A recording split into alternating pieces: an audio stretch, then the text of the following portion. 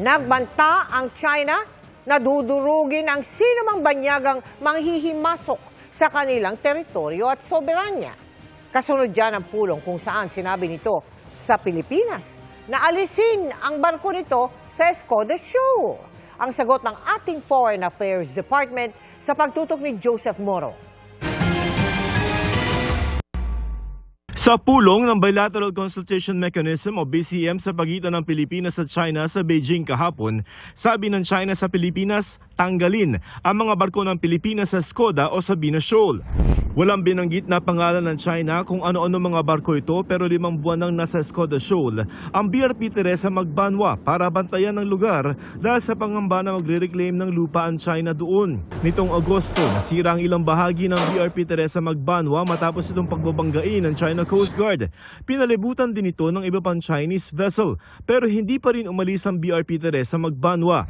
Sa BCM kahapon, iginiit ng Chinese Foreign Ministry ang kanilang posisyon sa Escoda Shoal. Bukod sa panawagan sa Pilipinas na tanggalin ang mga barko natin doon, patuloy nilang pangangalagaan ang kanilang soberanya sa lugar.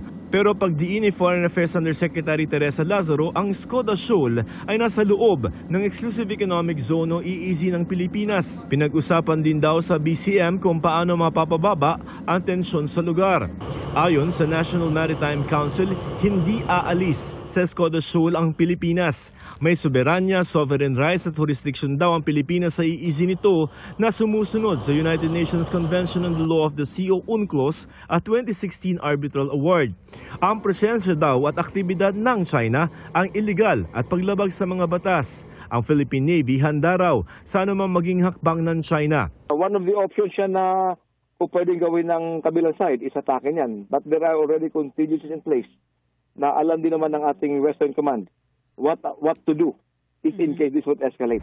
Sabi ng Chinese Embassy sa Pilipinas, minamanmanan nila ang mga nangyayari sa lugar at handa sila magpatupad ng mga hakbang para mapangalagaan ang kanilang territorial sovereignty at maritime rights. Sabi ni Chinese Army Lieutenant General He Lei sa isang panayam, manatili sanang mapayapa ang South China Sea pero kung itutulak raw ng Amerika ang ibang bansa o sarili nito sa frontline, mawawalan raw ng pasensya ang People's Liberation Army. Dudurugin nila ang anumang banyagang panghihimasok sa territorial, sovereign at maritime rights ng China. Sinusubukan naming kunan ng pahayag ang Amerika kaugnay sa pahayag ng China pero sa isang panayam sa US Ambassador to the Philippines, muli naman nagpahayag ng suporta sa Pilipinas ang Amerika. I can certainly say that the 9-dash line or now 10-dash line that China has drawn is a cartoon. That's not based in law. That is not a factual representation of international maritime law. Aminado ang Philippine Navy na nakatuon ang kanilang pansin ngayon sa Escoda Shoal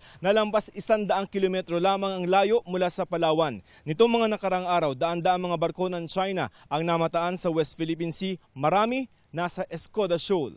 Lampas 200 barko ng China kasama ang mga Chinese Maritime Militia vessels ang na-monitor ng Philippine Navy noong 1 linggo na pinakamataas na bilang ngayong taon. Para kay maritime law expert Professor Jay Batumbakal, hindi dapat bumigay ang Pilipinas. Lalo pat kung pagbabasehan raw ang mga nagiging aksyon ng China sa West Philippine Sea ay tila may pinaplano ito. Within this year probably, that's what they want to do. To take the West Philippine Sea completely.